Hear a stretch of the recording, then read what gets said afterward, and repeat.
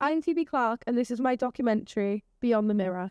Beyond the Mirror is a powerful call to action inspired by true stories and undeniable facts.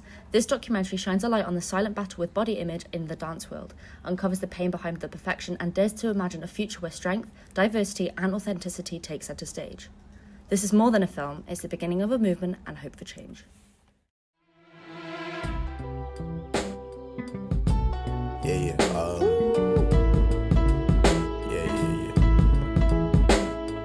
That's the way every day goes. Every time we've no control. If the sky is pink and white, if the ground is black and yellow, it's the same way you showed me. Nod my head, don't close my eyes. Halfway. I think because I've grown up around dancers my whole life, and I've always been around the dance industry in multiple different ways, I think I've always grown up knowing that there's stereotypes, and knowing that I didn't fit into any of those stereotypes was hard. I think that people don't realise how much body dysmorphia really does impact on your mental health. I mean, for me, I didn't realise how much it impacted me, you know? And I think that through this project, I've really allowed myself to figure that out. Through uncomfortable conversations comes positive change. My name is Liam Wallace. I've been a professional dancer, choreographer and teacher for, I guess, 10 years now. TV, stage, but I think my passion lies with teaching. My name is Tommy Boost. I am a professional dancer. I specialise in breakdance, but I work in commercial dance. My name's Tori Johns. I'm a retired dancer. I now work in education. I started out as a classical ballet dancer and then moved into musical theatre. I would say when I was training, that was very much ballet for me, because it has a very specific aesthetic that is very rigid and hard to move away from.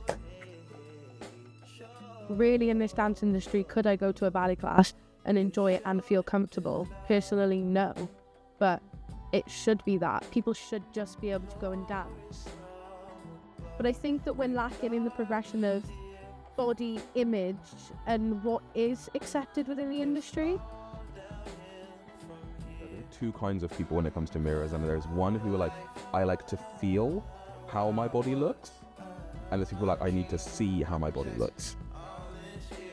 But I think, yeah, they definitely can have a negative impact, especially if you're not used to that.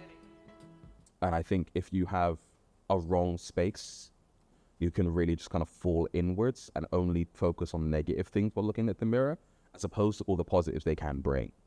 I look back to when I was younger, and if I had been in a studio setting with mirrors, I would be fixated on what I looked like, what I was wearing, what my makeup, what my foundation was doing, oh, I've got a speck of hair. One day I wake up and I feel really, really happy with the way I look. But then the next day I could wake up and I see a completely different person in the mirror. Every imperfection that I could see would then bother me. I was a lot more confident before I started taking dance so seriously.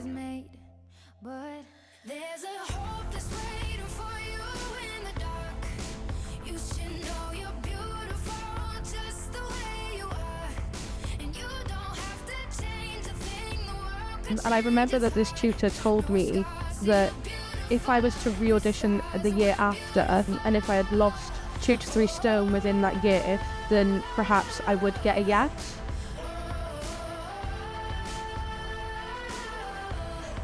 Everything always relates back to my weight now, and I know that that's because of one thing that was said.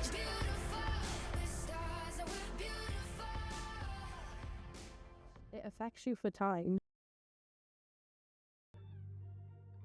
As part of my research, I believed it was essential to amplify the voices of the public, particularly those of the current generation of dancers and creatives working within the industry.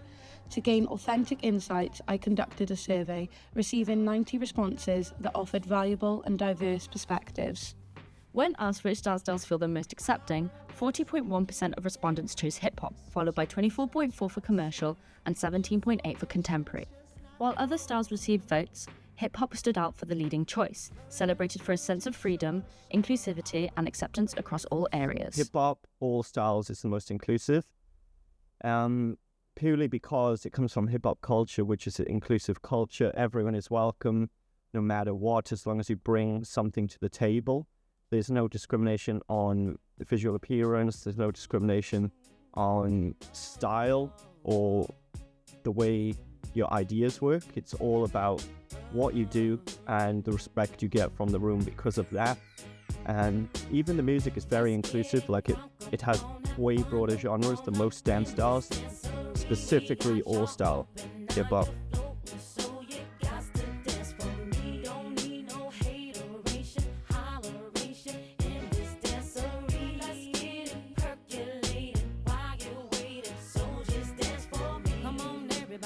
Because commercial is so popularized right now, it looks like it hasn't got any stereotypes and it looks like it's accepting, but is it really? I'm not sure.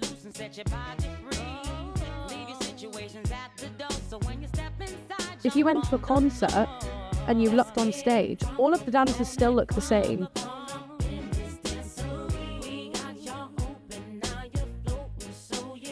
My biggest bugbear, and it still happens in 2025, is somebody watching somebody dance and they say to me, God, they can move really well.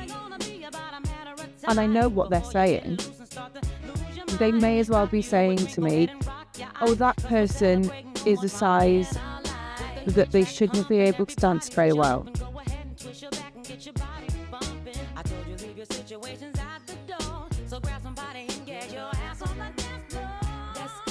The term flaws is one that dancers frequently encounter, whether in relation to a technical execution, artistic expression, or physical appearance. In a dance training context, a flaw might refer to a technical imperfection, such as a sickle foot in ballet or a stylistic presentation. Equally, dancers are often subjected to scrutiny regarding their bodies, attire, or personal aesthetics, further expanding what constitutes a flaw. Prior to engaging in this research, I had considered body dysmorphia more as a term used to describe episodes of low body confidence, particularly among dancers. However, learning that it's classified as a recognised mental health disorder highlighted the severity of the issue and its psychological implications.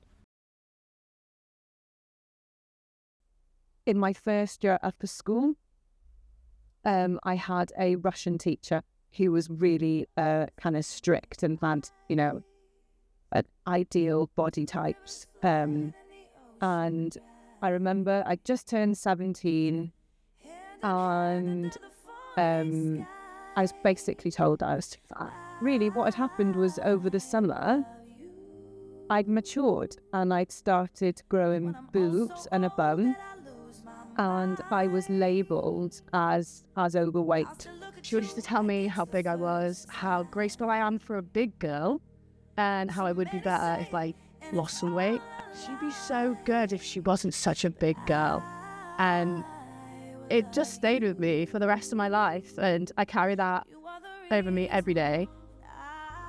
The reaction I get from other people are very positive, but the reaction I get from myself and in my mind is not as positive. And I didn't realise that I had a problem with the way I looked. I would always look in the mirror, even if I pass a mirror by, I will look at it and see what I look like. Preach of what you can be as a dancer shouldn't be so mainstream, because that's what's affecting it, with cameras and lights and eyes all on you. Everybody wants to be perfect. Everyone has a problem and no one's ever going to be perfect, because the word perfect doesn't really exist. Now that I've lost all that weight that, that tutor was telling me to lose, I still get no's. And even when I do get a yes, I'm like, oh, did I only get a yes because I lost that weight that my tutor told me to lose when I was 16? But then when I get a no, it's like, oh, I'm still as big as I was. So it's like everything always relates back to my weight now, and I know that that's because of one thing that was said. I think it was really brave of her to speak out about this and to talk about her her body and the way that she felt when she was younger and the way that she is now, and if she is trying to lose weight or gain weight and what makes her happy. And I think that's really positive and really special that she's speaking out and feeling comfortable about doing that, which helps other people in her situation. Maybe they can speak out and also talk about the way that they look, or maybe be more confident in the way that they look. But I think this project will go really far and spread a really positive message to tell people that it's okay to look what you look like. Everyone's different and you can't change anything. I definitely think that it is time to look beyond the mirror and look at talent over aesthetics.